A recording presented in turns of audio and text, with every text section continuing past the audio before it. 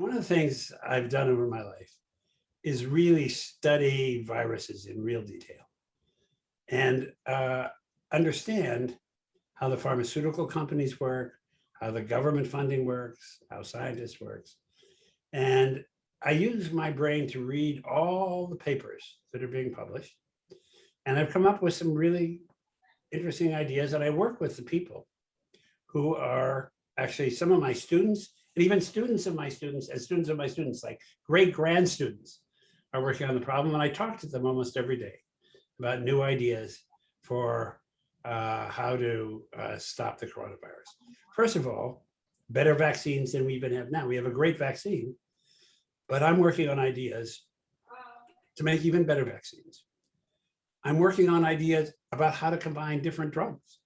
And we're writing, right now, I'm writing with a series of papers with my team, going through each part of the virus one by one, showing how we can mess it up and use that in combination with other things. And then I write about it and hope people will make drugs. I'll give you another idea. It turns out that when you read an idea here and read an idea, you put it together. Right now, you may know there's a terrible epidemic in India. So I'm working with my friends in India and in Egypt to use new combinations of drugs. And I'm not doing it, but I'm saying, hey guys, look, you put these two drugs together, you're going to start to cure a lot more people. And right now we're trying to do that. So it's a combination of knowing what has worked, what is working, what might work, and then convincing people to do that. That's what I'm doing now.